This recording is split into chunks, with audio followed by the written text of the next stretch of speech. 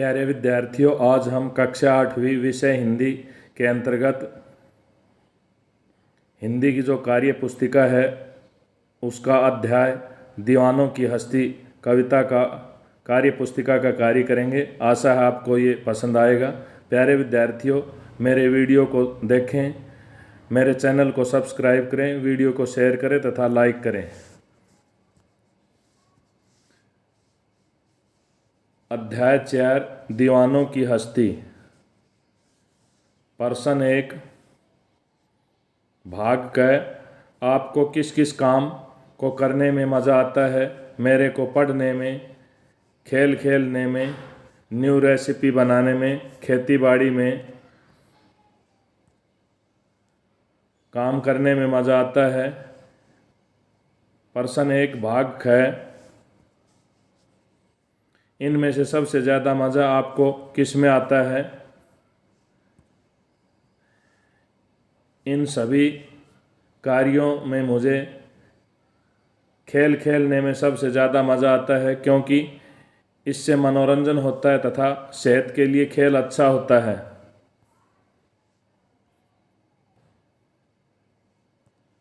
प्रश्न नंबर 2 असफलता शब्द में मूल शब्द असफल है तथा इसी प्रकार नीचे दिए गए शब्दों के मूल शब्द लिखो। स्वच्छंदता में स्वच्छंद मूल शब्द है, स्वतंत्रता में स्वतंत्र मूल शब्द है, सामान्यता में सामान्य मूल शब्द है, ग्रामीणता में ग्रामीण मूल शब्द है। अब देखिए, इन सभी शब्दों में ता प्रत्यय है। प्रत्यय क्या होता है? जो किसी शब्द के अंत में आकर उसके अर्थ को बदल दे, उसे प्रत्यय कहते हैं।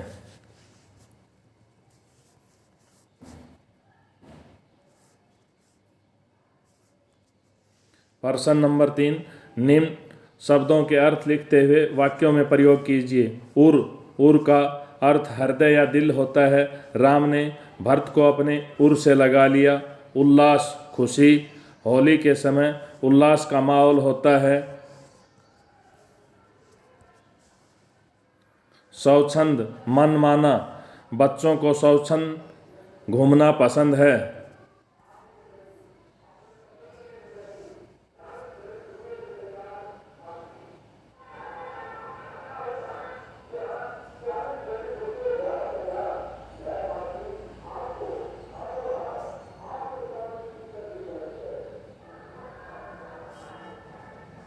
प्रश्न नंबर 4 कवि ने अपने आप को दीवाना माना है। दीवाने लोगों की कौन कौन सी विशेषताएं होती हैं? वे अपने जीवन को सही ढंग से जीते हैं, चारों ओर प्रेम बांटने का संदेश देते हैं, वे खुशियों का संचार करते हैं, जीवन में असफल हो जाएं पर फिर भी किसी को दोष नहीं देते, जीवन के बंधनों को स्वीकार नहीं करते। प्रश्न नंबर 5 कुछ हंसे और फिर कुछ रोए। इस वाक्य में दो बातें एक साथ बताई गई हैं, दोनों एक दूसरे के विपरीत हैं। इसी तरह के तुम दो वाक्य बनाओ। रोते रोते हंसना सीखो, हंसते हंसते रोना सीखो, कभी खुशी कभी गम, यार मारो दम।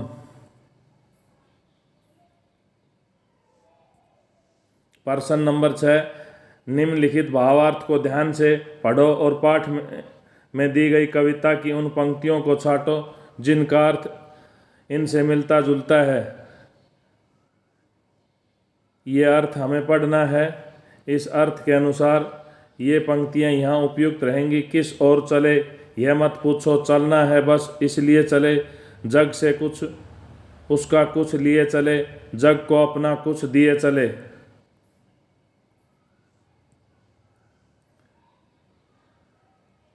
ये पंक्तियां हैं। इन पंक्तियों के अनुसार ये कविता की पंक्तियां यहाँ उपयुक्त रहेंगी। छक्कर सुख दुख के घूंटों को हम एक भाव से पिए चले।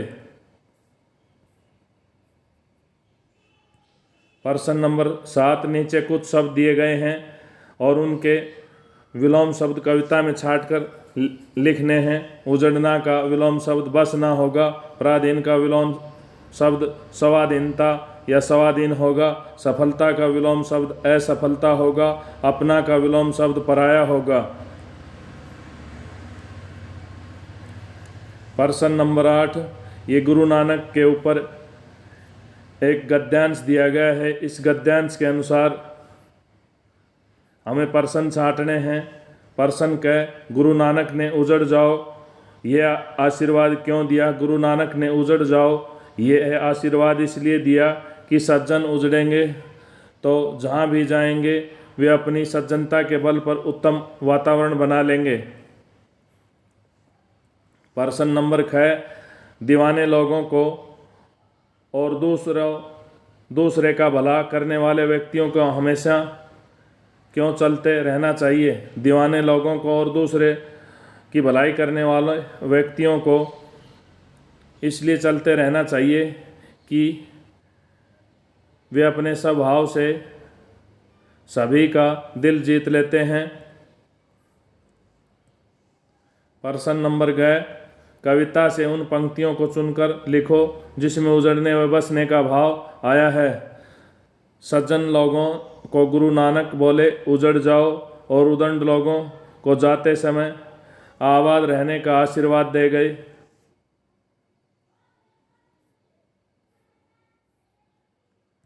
प्रश्न नंबर 9, नीचे सारणी के 3 खाने दिए गए हैं। वर्तमान काल, भूतकाल और भविष्यत काल।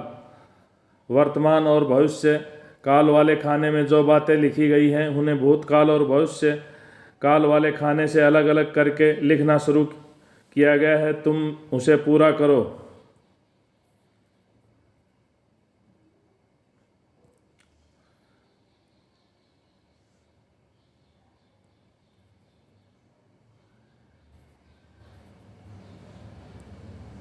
ये वर्तमान काल का खाना है, ये भूतकाल का, ये भविष्यत काल का। सच तो यह है कि साथ रहते हैं तब भी दुश्मन माने जाते हैं, अलग अलग हैं तब भी दुश्मन। दुश्मनी का माहौल जैसे सच्चाई है बाकी सब झूठ है।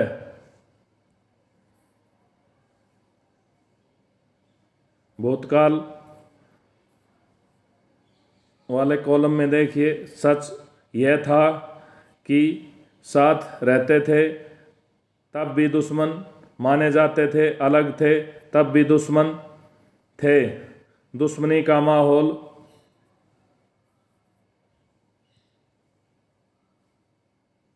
जैसे सच्चाई थी बाकी सब झूठ था। हमें अपने वतन पर नाज था, मैं बिल्कुल ठीक था। ये हमने भूतकाल के हिसाब से बना दिया। अब ये भविष्यत काल का खाना है। सच तो यह होगा कि साथ रहते होंगे तब भी दुश्मन माने जाते होंगे, अलग होंगे तब भी दुश्मन होंगे। दुश्मनी का माहौल